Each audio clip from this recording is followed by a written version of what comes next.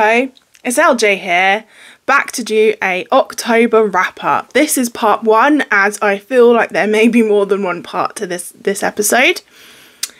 I read 10 books this month and I DNF'd 1 book, so I'm going to talk about all of them in the order that I read them. First of all, I thought I would give a few stats as to how my month went, and then I'll get down into the nitty-gritty of the books. And I've realised I've left my glasses on, so let's take them off so you don't think that I'm some kind of weird devil person. Devil person has gone. So in total I read 3,059 pages, which I felt like wasn't a massive amount for me. I have read more. I think I chose fairly short books this month, which is why there's 10 of them. I read 1 physical book, which was here,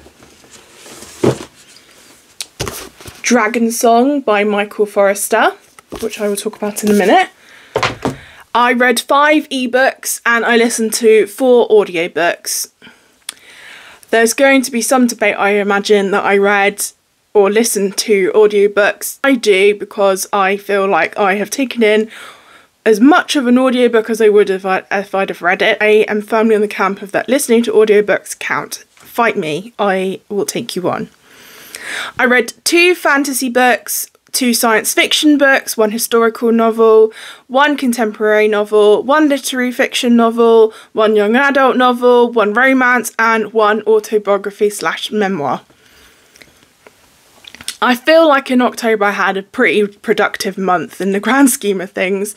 I was on a roll. I set up a YouTube channel, an Instagram, I read 10 books, and I feel like October was the beginning of LJ as we know it. I have to say that I felt like September and August were disappointing reading months for me, but I mean, August was summer holidays and I didn't have much going on, and September was absolutely manic because everyone was ill. For October, I'm back in my stride, feeling good, feeling hot, feeling luscious, feeling like I've shaved off all my hair. All good. I think in the first part I'm going to talk about 4 books because I have a lot to say, and I feel like if I try and do more than 4 books in this first video, you're all going to get bored out of your fucking minds and turn off. So I'm just going to keep it simple. I'm going to stick with 4. If 4 is too long, I might cut it down to 3. So we will see how we go. First book, as I said, I wanted to talk about was Dragonsong by Michael Forrester. This is something very different because I took my husband and my son to a event called the Romsey Show. It's a type of agricultural farming show that happens once a year in Romsey in Hampshire. And I was mooching about. There were lots of craft stalls, all sorts of fabulous things to look at and that were local and interesting and had some kind of connection to the Hampshire New Forest area. And I happened to meet a man called Michael, who was the author of this book. And Michael is, he lives locally, and he is also deaf. So that kind of made me interested to support him as a local artist. He persuaded me to buy 3 of his books. I have 2 others here I'll show you. They are completely different from the one I'm going to discuss, because this one is fantasy and this one is weird by the sounds of it, but I thought I'd give it a go because, you know, you should do that kind of thing. This one's called Vicious, a novel of punk and rock, the second coming, and this is its sequel, I believe. So eventually I will get round to reading those. Michael was really kind and genuine, and he really kind of inspired me to buy his book and give it a go. It's not something that I would read ordinarily. It's actually quite out there for me. It's an epic poem, and I don't read poetry much at all, if ever. I mean, I think I read a collection of poems earlier in the year, but that was because I had a story prompt on Storygraph that I was trying to follow. I think I've given it up now because it was making me read books that I wasn't really interested in and wasn't grabbing my attention. So I know I read an anthology of poetry earlier in the year, but this was different. This is an epic poem. It's like Beowulf. I will read you the blurb and then I will go back into some of my thoughts about it. Rebecca, daughter of Merlin and noblewoman of Albion, has been driven to madness by the murder of her lover, Vidar. In her torment, she bargains with the prince of demons to turn her into a dragon. Once transformed, she seeks to take revenge upon her father, Merlin, whom she is fooled into believing is responsible for Vidar's death. Behind the subterfuge stands Oberon, Captain King of Elves, who cannot foresee the devastation his jealousy and unrequited love for Rebecca will unleash upon the world of Gaia. Its salvation depends upon the retrieval of the sleep stone from the gates of hell. But if the stone is not returned, the demon army will awake and ransack Gaia in a war that will destroy its existence. Time is the solution, but only if the gods of Asgard can find a way of stopping it. Now, it is billed as being a unique fantasy. It wasn't unique at all. It took a hodgepodge of every kind of myth, legend, sort of folklore element and then jumbled it all up into one mass. I mean, it follows the woman called Rebecca becoming a dragon and how she kind of redeems herself at the end or doesn't, and Merlin is kind of portrayed as this benevolent kind of immortal god king person. It's a mixture of Norse mythology, Arthurian legend, and then a couple of added characters. I was surprised that I found it as engaging as I did, considering I did feel like some of the plot elements were a bit lazy. It felt a little bit forced, but I mean, the redeeming qualities of it was that it was written in poetry, and I thought it was very cleverly done. The way that it was portrayed and the way it was written, I felt flowed very well, and it kept me engaged. I mean, the fact that it's 256 pages of poetry. Normally poetry is like a paragraph, maybe a couple of pages at most, and that was like a full-on hardcore poem. And I did think that the poetry element was what saved it. If that had been written as a novel, it would have been shit. And that's my honest opinion, because, as again, the plot was quite lazy. But, I mean, it was fun. It was fun. It gave a wacky vibe to it. I think that poetry is his strong point. I mean, fantasy, maybe not so much. So I'm hopeful that, you know, the next two books that I picked up by him are better because they're novel form. This is not life-changing.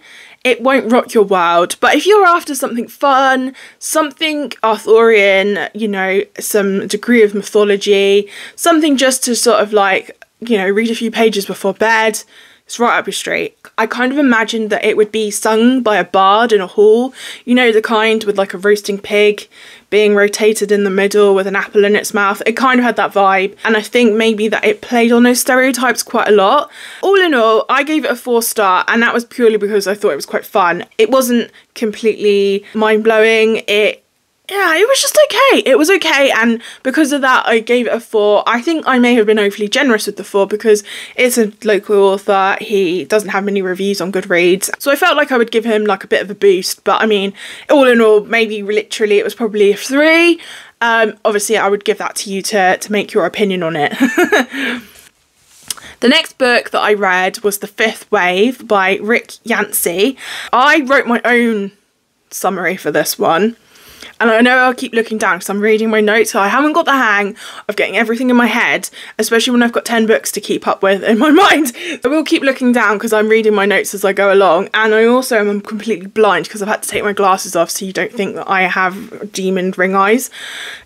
You know, they also get a ring light, it'll make you look really cool, but then I wear glasses and it looks like shit. So The Fifth Wave is a young adult novel, one that I bought, and I'm embarrassed to admit it, and I wrote it down. Where did I write it down? I bought this book in April 2017 and I only just read it this year. That was 5 years ago.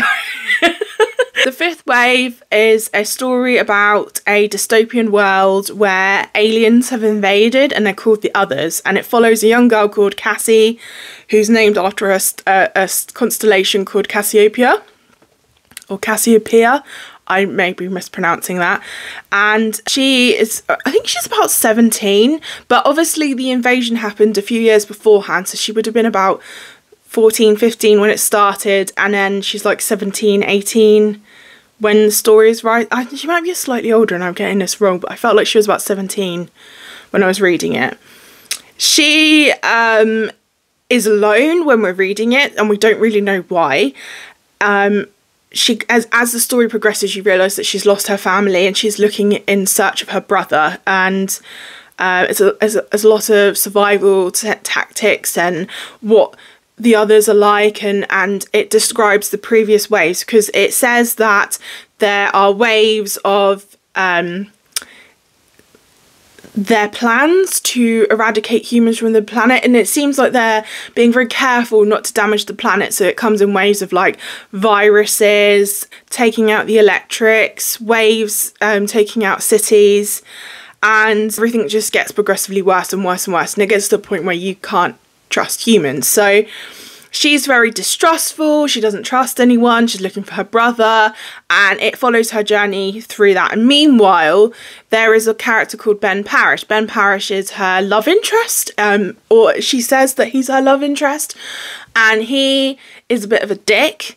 And actually, I actually like the fact that he was a dick at the beginning, because he has a completely different experience to Cassie. There was an experience he went through which was really traumatic for him, and he then becomes a soldier, and he is going and looking for the others and killing them. It's a group of children that have to go and kill these aliens in human form. Cassie and Ben's story run parallel with each other, and so you're kind of switching between them between the two of them, and it kind of it makes you feel more involved. Like there's different elements of what's going on in the world at the same time and how it all ties together. So that's kind of a brief summary as to what happens, because I don't want to say too much because I feel like it'll give it away. So I felt like I would just explain briefly what it's about, and I will go back into my thoughts, because I'm trying really hard not to have spoilers here, guys. Really, really hard. I really enjoyed this book. In terms of YA, I am going off YA in a big way. I used to love YA. I would read tons of it, but I feel like now I'm 30, maybe I don't relate to 16-year-olds anymore. And that's apparently a thing, especially as I have a 17-year-old stepdaughter, and you know, that's crazy, crazy times, because some of the things she comes out with, I have no fucking clue what she's talking about. Oh, I try to, but if you try and be down with the kids, that makes you even more uncool, so don't try. And I thought when I was a kid, oh, you know, adults trying to be cool and hip, whatever, oh, it's gross. And then when you're an adult, you think, oh, I'll try and be down with the kids, and it really doesn't work. So life lesson for you all, don't try and be down with a teenager when you hit post 30, because it just doesn't work. I mean, in fact, actually, I was uncool from like 25 onwards. And yeah, that was embarrassing. I thought I was young. I wasn't. So Cassie was a very strong female character, and she was very well done. And I felt like one of the nice things about Cassie is, whilst she had elements of the teenage girls liking boys kind of thing, it wasn't the primary focus of her life. So when things got real, it wasn't all like, oh, I'm in love, oh, what about, you know, my feelings and blah. It kind of, you know, there was elements of romance in there, but it didn't take over the whole book. And I felt that that was nice and well done, and therefore it appeals to different audiences, and it appealed to a 30-year-old woman. Being pleasantly surprised by the fifth wave, I actually gave it 4.5 stars, so that's quite a high rating for me this month. I didn't give many books higher than a 4. Normally I have a few 5 stars, and yeah, I think this month I had 1 5-star, and that's right at the end, so you won't get to find out what one that is until the end. The reason I didn't give this a full 5-star is because I did feel in some ways that the plot was a bit convenient, and it had like elements of things happening that just bridged plot holes, and it kind of just felt like, oh, that was a bit easy. Oh, yeah, no, that was not quite, you know, where's the struggle? But in terms of the writing, the pace, the style, all very gripping, all very interesting, and I really got on board with Rick Yancey's style, and I liked his characters. All the characters were somewhat in depth. They weren't dry cut and paste, oh, this is a YA book, this guy's going to be nerdy, this guy's going to be a muscly person, this guy's cool, whatever. It avoided that, and it was really nice. One of the really nice things I also liked was that Ben Parrish was a complete arsehole at the beginning and up his own arse, and he was a really big coward as well. And as the story progressed, he had character growth and he became a decent guy. And I should never use that phrase again because we all know what decent guys are. He was a good, in-depth, rounded out character. He had good morals and he pulled through. Decent guy, whatever.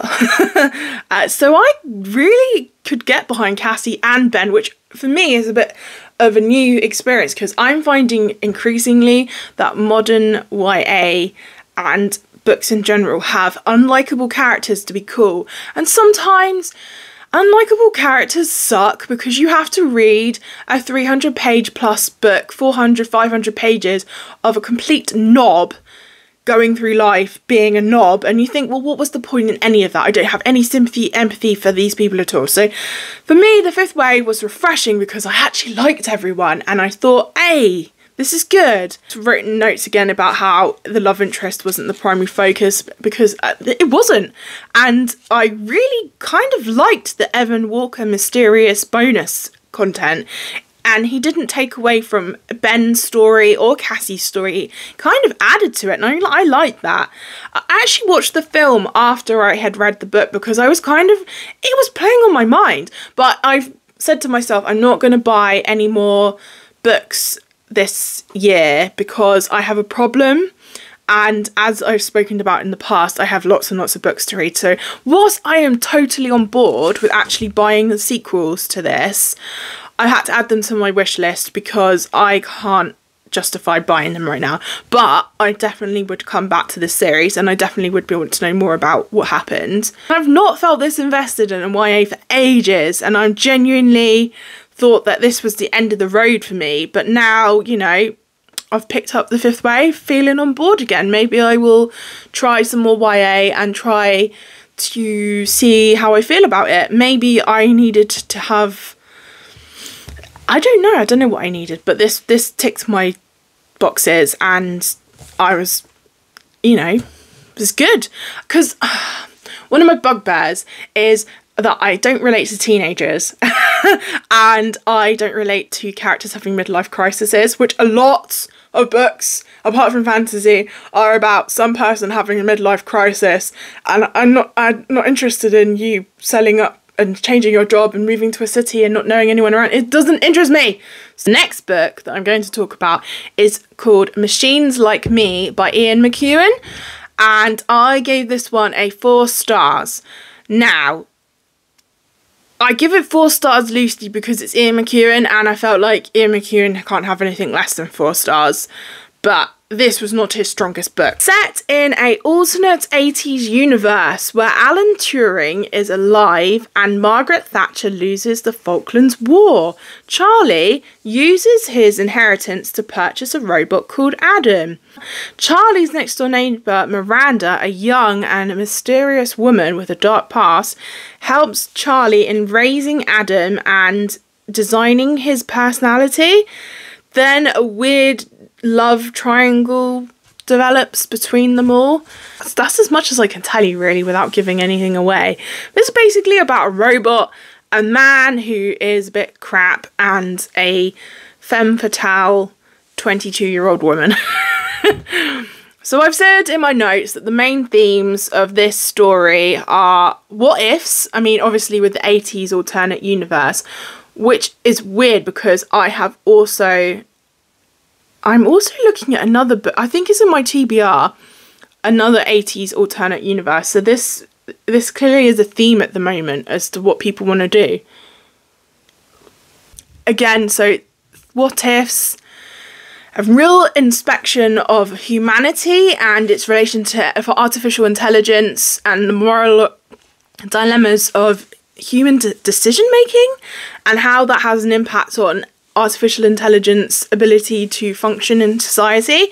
love, jealousy, you know, the classics. An exploration of where artificial intelligence fits in society, and then just that there are trigger warnings of rape and not very nice things. Hodgepodge there of things, and the significant theme of this novel is that it's a love letter to Alan Turing, who sadly killed himself. I'm not 100% sure when he killed himself, and I would look it up, but my phone is my camera, so I'll have to come back to that, I think. But Alan Turing was the gentleman who invented the Enigma machine, or was part of that team that invented the Enigma machine and code breaking in World War II.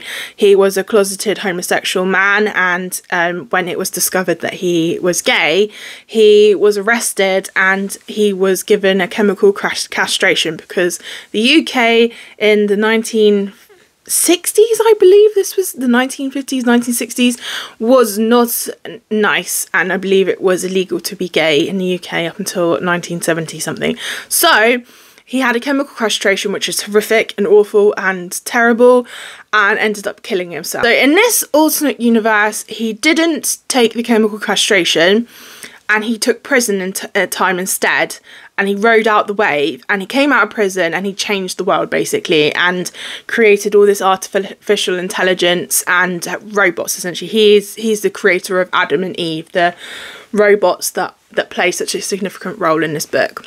I would not say that this book is Ian McEwan at his best, and if I'm honest, this book fell very much in the category that I just discussed about having unlikable characters. Charlie spent most of his time being jealous of a robot. I didn't understand what was significant about him. He seemed like a very average man. Like, he didn't have any money. His job was to aimlessly roll the stock market on a computer at his house and make money, but he wasn't very good at it, so I didn't see the point in that. And he didn't seem that intelligent, but he really enjoyed Alan Turing, but he showed no real sort of ability in anything at all, and therefore I didn't get it. He's obsessed with Miranda, this young lady that lives upstairs. I think there's a 10-year age gap between them. I think other people, when I looked at the reviews, they found it creepy, and I don't know. I mean, he was a bit of a waste of space. She could have done much better than him. So Charlie as a main character is a bit of a drag, because there's not much going on with him. He's just jealous of the robot. He spent all of his inheritance on a robot and then basically hates him, and I didn't understand the whole point of it. What was the point of buying him if you weren't that bothered about him? So that didn't make any sense either. And Miranda was the best character out of the lot, and that's kind of all I can say about Miranda, because there's a very it's like the story's broken into three parts. You've got the relationship between Charlie and the robot, and robots and Alan Turing. Then you've got this weird 80s alternate reality where Margaret Thatcher loses the Falklands War, and it kept information dumping about this, and it didn't really have any relevance to the story. It was oh yes, this is going on at the same time, but it was kind of a wet dream kind of insertion of I don't know, 1980s London, England world. I mean, to be fair, you could have set this at any point, because it was already science fiction, because it was based about robots. So yeah, it was kind of oh, what if Margaret Thatcher got dumped out of power? I mean, I wasn't even sure if he was a Thatcherite or if he was a lefty. It didn't make any sense. So, I mean, I think in some respects you'd have to have some appreciation of English politics in the 1980s to appreciate those information dumps of what was going on politically. Going back to Miranda, because I just got distracted. She's this third part, because there's a story going on with Miranda, then you got the robot love triangle thing going on, and then you got this Falklands War 80s mumbo jumbo. I felt really sorry for Miranda. I felt like she was done a real dirty, but she was a scheming cow as well at the same time. And maybe there was a degree of her manipulating everyone around her that was kind of like she had a bit of a god complex, but at the same time, like, you can see the justification for everything. So, you know, swings and roundabouts. The other thing that didn't work for me was there was this random abused child in the middle of this. Like, I didn't get it. Like, especially because Charlie had no, like, emotional connection to him whatsoever. It's just like, oh, Miranda likes it and I like fucking Miranda, so I'm just gonna go along with it. And it was just a bit like weird and random. And I think it was so that the reader could see the robot Adam's relationship with children, but it just didn't work. I think we were supposed to feel sorry for Adam as well, but he just pissed me off. And because I listened to it on audiobook, the voice actor that did the reading made Adam's voice sound really creepy and actually gave me the willies, so I wasn't really keen on Adam at all. Whilst he was finding himself in a world that didn't appreciate artificial intelligence, and he felt lost and confused, and he couldn't comprehend why people are the way they are.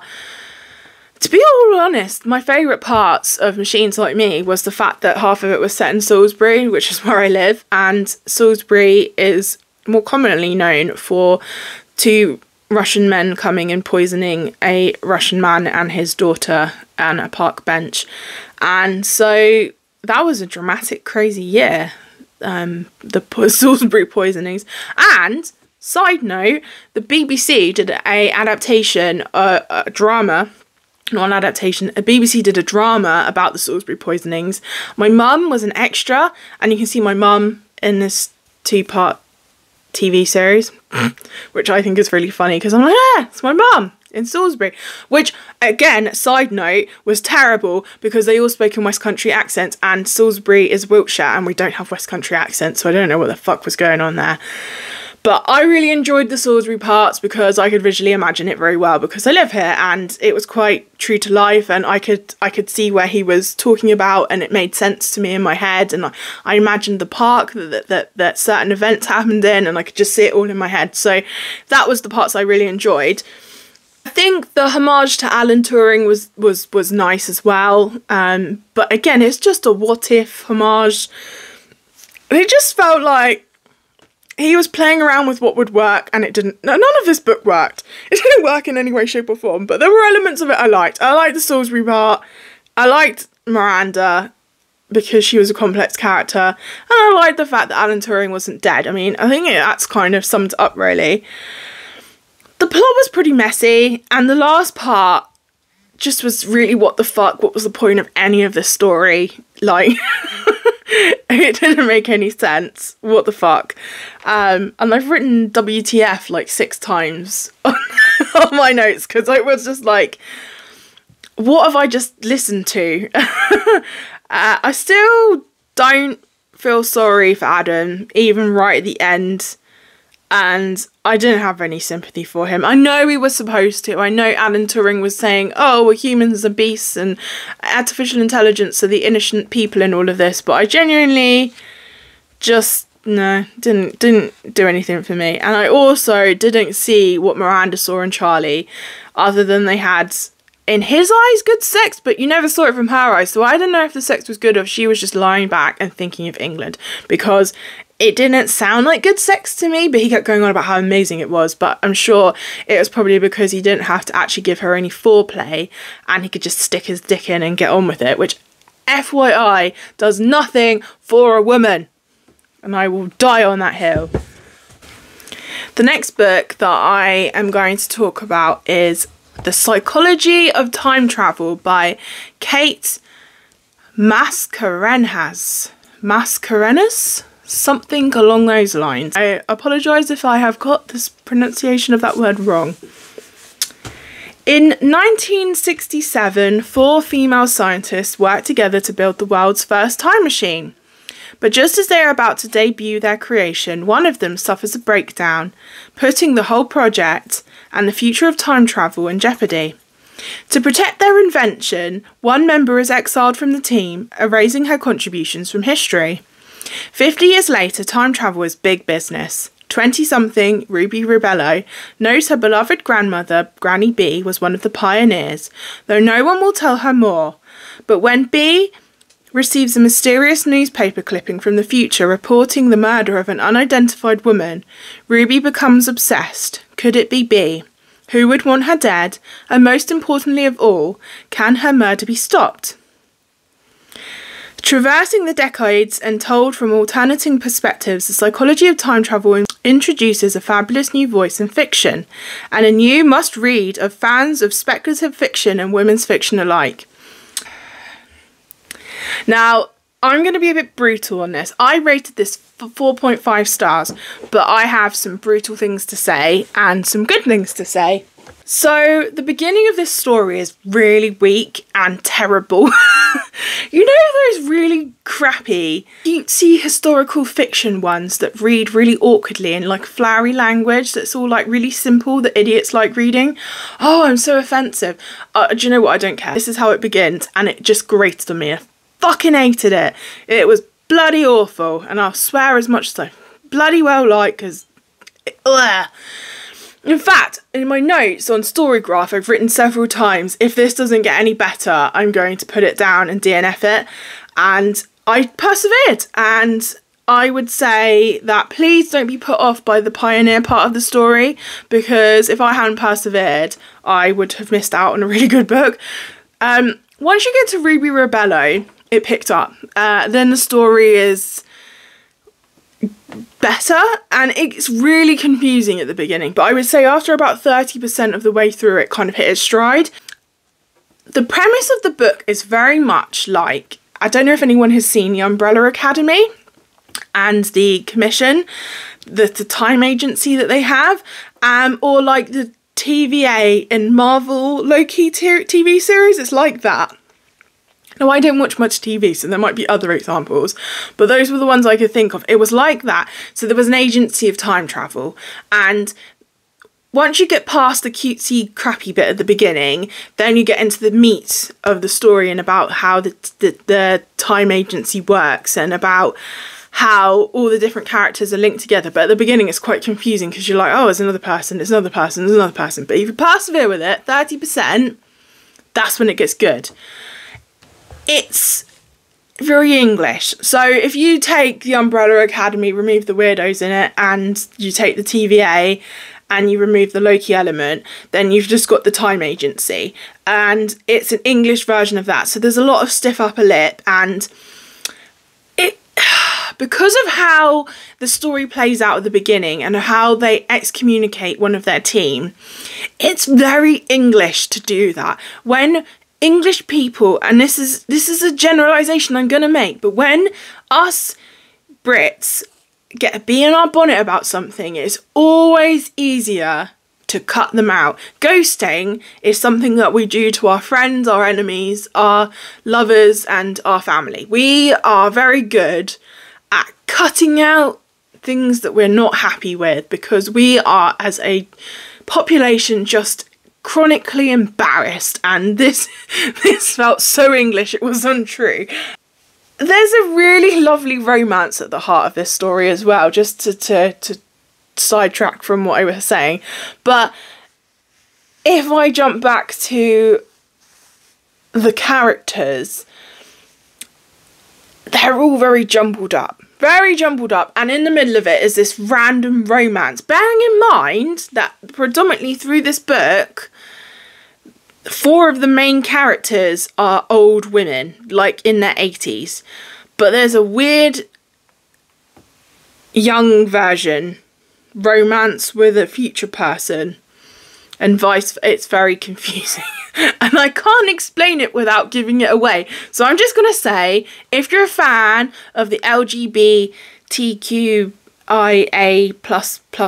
if you're a fan of that, there's this really cute romance between 2 women. And it's lovely. There's a really fucking weird age gap. And if I said that Machines Like Me had an age gap, this has a age gap. And that's all I'm going to say about that. there were a lot of plot holes in terms of how time travel worked, considering there's one particular scene where there's a person and there's like 40 versions of themselves all in one room, and I felt like that was a bit weird. And I don't know if it worked, and I don't understand why they did it, and it just felt strange. And I would have thought that the time continuum would have prolapsed on itself if if several versions of the same person turn up. But apparently in this universe, you can time travel to your heart's content and it won't fuck up the world, apparently. It didn't really explain how this time agency had so much fucking power. It was kind of explained, but not massively so, and so I don't know whether it worked or not, but it was cool. It was very cool. One of the main characters is a lady called B, who I was talked about in the summary. She is an old lady for most of this, except for the pioneer part. And the way that poor woman was treated was fucking horrific. And I'm really swearing on this one. I must have felt really passionate about it. I apologise for all my F-bombs. And I think one of the things I found really upsetting about this, and maybe it was a bit close to home, was the ghosting of B, and how all of her so-called really good friends ditched her so dramatically. And there was another character called Grace, who's considered to be one of the best of the bunch, and even she did it and went along with it, and maybe she had a greater plan in action, but I thought it was harsh. It was really harsh. It was not nice, and it made sense, as I said before, about the stiff upper lip of the British, the UK, English, whatever you want to call us, because we do that. As a society, we do that. We cut out the cancerous growths and we ditch them. As I said before, you persevere through this, and when you get the hang of who's and who is linked to who and what's relevant to who and where they all fit in with each other, it all starts to come together. But you have to persevere with it, because it's not done flawlessly. It's rough around the edges, and I would say this author has some work on rounding out her rough edges, because once you get the hang of it, it's bloody good. And I would say from the last half of it, that's where it gets its 4.5 stars. The first half of it's 2, maybe 3. It needed work. It needed editing. It needed something going on with that. The saving grace of this book, in terms of where it was going, was the villain, the antagonist of the story, who was Margaret. She was bloody evil. Her motivations were really strange, and actually I would say she was a psychopath, because she had zero empathy for anyone. She was ruthless and cold and evil, and actually I would say she was a little bit like Dolores Umbridge from Harry Potter. She just was this cutesy woman who just was ugh. And at the beginning you're supposed to think she's one of the friends and they all love her, and I'm just like, do you love this woman or are you scared of her? Going back to it, but I did think it was really refreshing that 4 of the main characters were grannies. I think that was great. And it also addressed how they all died, and it was all like jumbled up. But I mean, having older women being badass in a book that's not in a Judi Dench, Maggie Smith type rom-com situation where they're being silly or whatever. It was nice to have badass but vulnerable older women kicking ass, doing good things. I like that, and I think that was definitely an element of this story that I really enjoyed and could get behind. Older badass women are the bomb, and I can't believe I just said that, but they're really cool. I've written a note. I've written to myself, I read the last part of this in McDonald's because I couldn't leave it, and I was sat there with cold pancakes and coffee, just like, I must finish this book, it's so good. So I absolutely would recommend this one, but it's a mixed bag, because there's good parts and then there's really bad parts of it. So you have to go in with your eyes open and persevere with it, and believe me when I tell you it's good. But if you come out of it and think it's shit, I'm sorry, it was all my fault, and I apologise. I apologise. So that comes to the end of my first part 1, and I just want to say thank you so much for watching. There is going to be a second part, more to talk about, and more books to dissect, as they say. Thank you so much for watching, and I will see you again very shortly, I should imagine. Bye bye.